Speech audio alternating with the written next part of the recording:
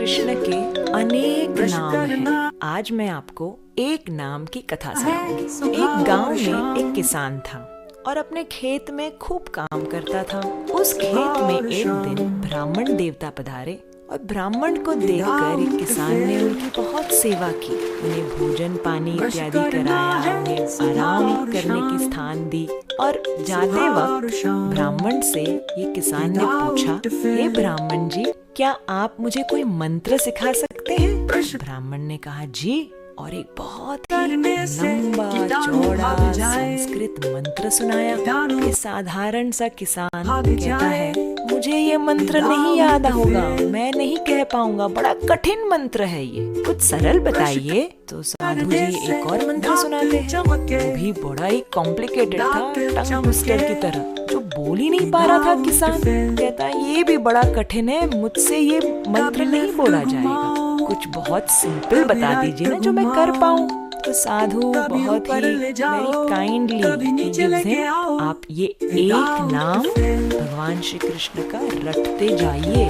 क्या है वो नाम? कृष्ण चंद्र। तो किसान को कह रहा है, बोलो कृष्ण चंद्र, कृष्ण चंद्र। अब जैसे तैसे बेचारा किसान कोशिश कर रहा है, कह रहा है कृष्ण चंद्र, कृष्ण चंद्र, अलग अलग तरीके से कोशिश कर रहा है, बड़ी मुश्किल से कह पा रहा है एक शब्द जो भगवान श्री कृष्ण का एक नाम है। कृष्ण चंद्र, कृष्ण चंद्र, कृष्ण चंद्र, कृष्ण चंद्र, कृष्ण चंद्र बोले जा रहा है, बोले जा रहा है। दिन से दोपहर हो गया, सुबह से दोपहर वो यही नाम रटता जा रहा है।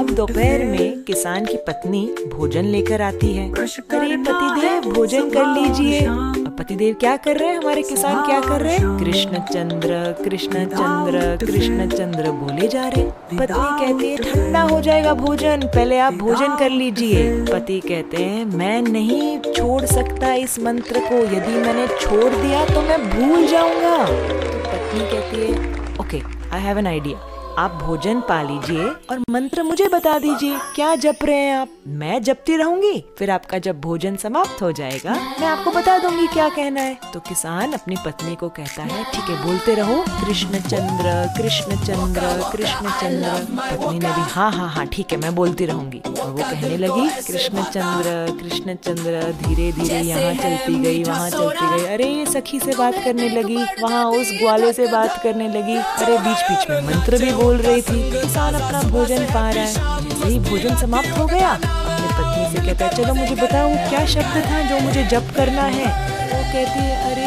वो शब्द क्या था?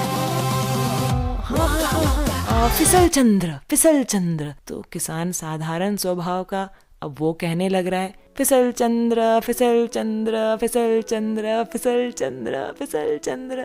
ये सुन के वैकुंठ में बैठे भगवान श्री नारायण को हंसी आ गई। अपने लक्ष्मी देवी को कहते हैं, अरे ये तो मेरा भक्त मुझे इतने प्रेम से पुकार रहा है, मैं उसे जाकर वैकुंठ ले आता हूँ।